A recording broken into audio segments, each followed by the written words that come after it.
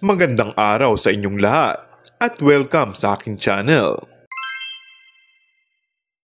Nagpahayag ng suporta ang Showtime host at komedyante na si Vice Ganda para sa kanyang kaibigan na si Coco Martin na masaya ngayon ang buhay pag-ibig sa piling ni Julia Montes.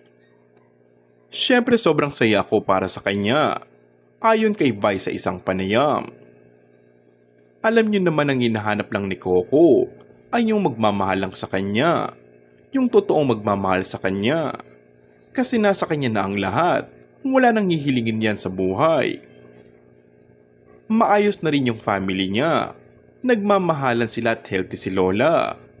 Ang kulang na lang talaga ay yung magpupuno sa puso niya at nahanap niya na yun ngayon. Kaya sobrang proud ako sa kanya dahil sobrang saya niya ngayon. Kampante rin ngayon daw si Vice sa mga positibong bagay na naririnig niya mula kay Julia. Kaibigan ko sila parehas at masasabi ko na compatible sila sa maraming aspeto. At saka napakabait ni Julia. Natutuwa ako na nakahanap rin siya sa wakas na magpapasaya sa kanya at magmamahal ng totoo. Pahayag ni Vice. Pagbibiro pa ni Vice Ganda. Hindi ba kayo naimbitahan? Sabay halakha.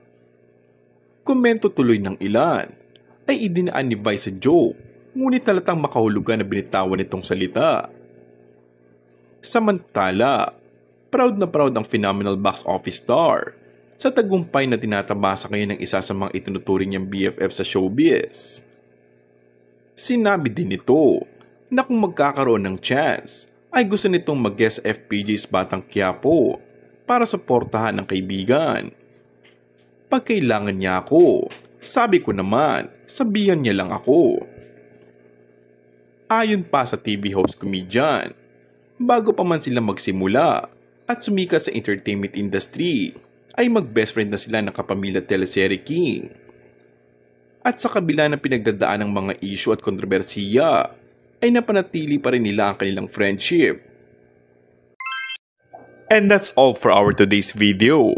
Kung bago ka lang sa aking channel ay mag-subscribe at pindutin na rin ang notification bell. Maraming salamat!